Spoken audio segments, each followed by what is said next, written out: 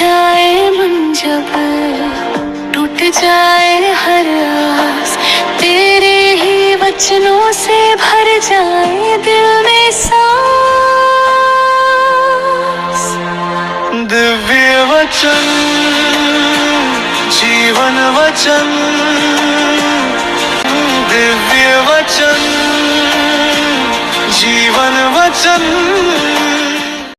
पहला पाठ राजाओं का पहला ग्रंथ, अध्याय 8, पद संख्या 1 से 7, 9 से 13। उस समय सुलेमान ने प्रभु के विधान की मंजूषा को दाऊद नगर अर्थात सियोन से ले आने के लिए इस्राएल के नेताओं को यरूशलेम बुलाया। इसलिए एतानीम नामक महीने के पर्व के अवसर पर सब इस्राएली सुलेमान के पास एकत्र हो गए। याजक और लेवी मंजूषा, दर्शन कक्ष और शिविर की सब पुण्य सामग्रियां उठाकर ले आए। राजा सुलेमान और इस्राएल के समस्त समुदाय ने मंजूषा के सामने असंख्य भेड़ों और सांडों की बलि चढ़ाई। याजकों ने प्रभु के विधान की मंजूषा को उसके स्थान पर परम पावन मंदिर गर्भ में केरुबीम के पंखों के नीचे रख दिया। केरुबीम के पंख मंजूषा के स्थान के ऊपर फैले हुए थे और इस प्रकार मंजूषा तथा उसके डंडों को आच्छादित करते थे। मंजूषा में केवल उस विधान की 2 पाटियां थी जिसे प्रभु ने इस्राएलियों के लिए निर्धारित किया था जब वे मिस्र देश से निकल रहे थे। मूसा ने होरेब में उन दोनों पाटियों को मंजूषा में रखा था।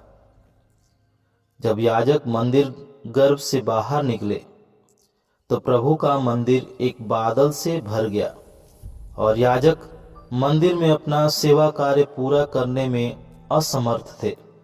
प्रभु का मंदिर प्रभु की महिमा से भर गया था। तब सुलेमान ने कहा, प्रभु ने अंधकारमय बादल में रहने का निश्चय किया है। मैंने तेरे लिए एक भव्य निवास का निर्माण किया है, एक ऐसा मंदिर जहां तू सदा के लिए निवास करेगा। प्रभु की वाणी। ईश्वर को धन्यवाद। संत मार्कुस के अनुसार पवित्र सुसमाचार, अध्याय 6, पद संख्या 53 से 56। समुद्र के उस पार गेनेसरेत पहुंचकर उन्होंने नाव किनारे लगा दी।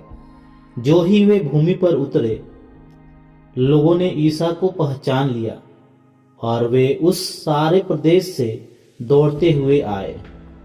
जहां कहीं ईसा का पता चलता था, वहां वे चरपाइयों पर पड़े रोगियों को उनके पास ले आते थे। गांव, नगर या बस्ती, जहां कहीं भी ईसा आते थे, वहां लोग रोगियों को चौकों पर रखकर अनुनय विनय करते थे कि वे उन्हें अपने कपड़े का पल्ला भर छूने दे। जितनों ने उनका स्पर्श किया वे सब के सब अच्छे हो गए। प्रभु का सुसमाचार। क्रिस्त प्रभु की जय। सबको जय यीशु। क्रिस्त में प्यारे भाई और बहनों, हम सब अपने जीवन में कभी ना कभी यह प्रश्न पूछते हैं कि ईश्वर कहाँ है? क्या वह किसी दूर आसमान में रहता है? क्या वह बड़े बड़े गिरजाघरों में रहता है? या क्या वह हमारे इतना पास है कि हम उसे छू सकते हैं?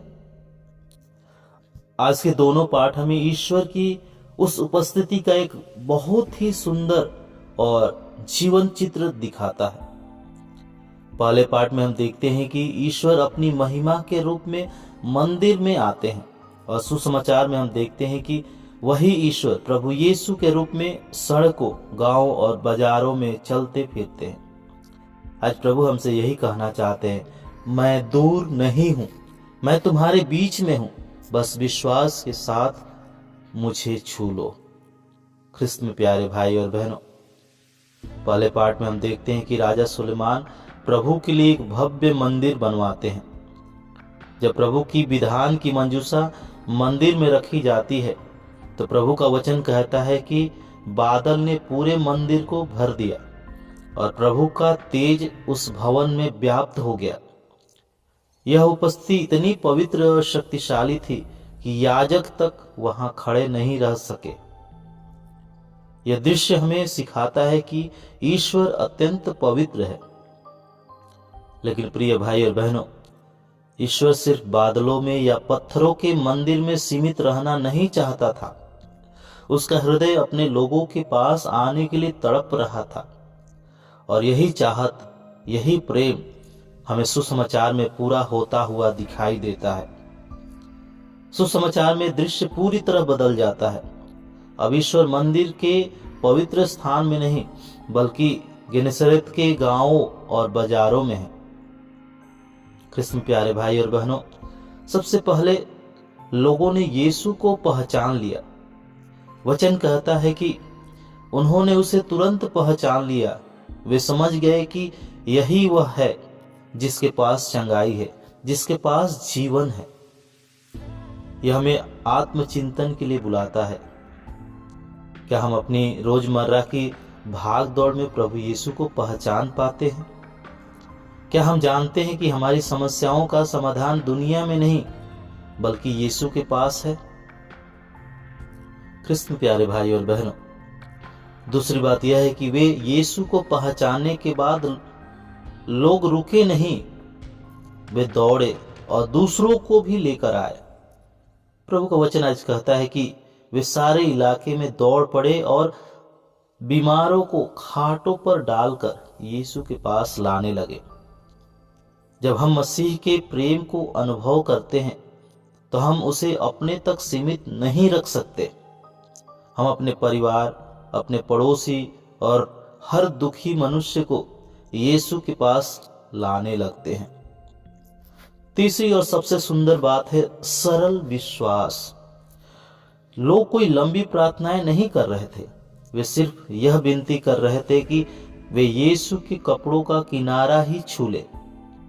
और प्रभु का वचन बताता है कि जितनों ने उसे स्पर्श किया वे सब चंगे हो जाए। जिस ईश्वर के तेज के सामने याजक खड़े नहीं हो सकते थे, वही ईश्वर अब इतना नम्र हो गया है कि बीमार लोग उसे छू सकते थे। कृष्ण प्यारे भाई और बहनों, आज वही प्रभु यीशु हमारे घरों में, हमारी परेशानियों में और हमारे काम की जगहों पर आए हुए हैं। अब दूरी खत्म हो गई है। ईश्वर अब दूर नहीं है। चंगाई पाने के लिए आपको किसी पहाड़ पर चढ़ने की जरूरत नहीं है।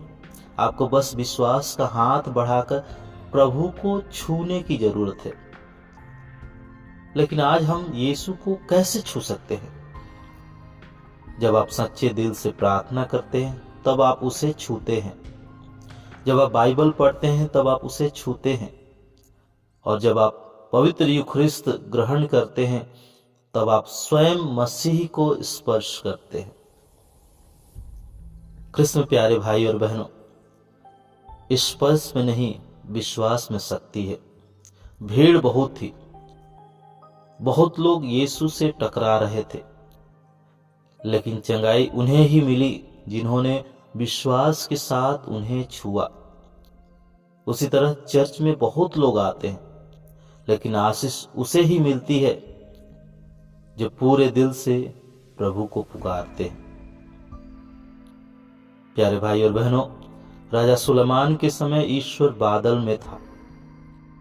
यीशु के समय ईश्वर शरीर में था और आज ईश्वर आत्मा में हमारे साथ है। आपकी बीमारी चाहे शारीरिक हो, मन की चिंता हो, रिश्तों का दर्द हो या पाप का बोझ हो, डरिए मत। बस गेनेसरेत के उन लोगों की तरह बनिए। दौड़कर यीशु के पास आइए।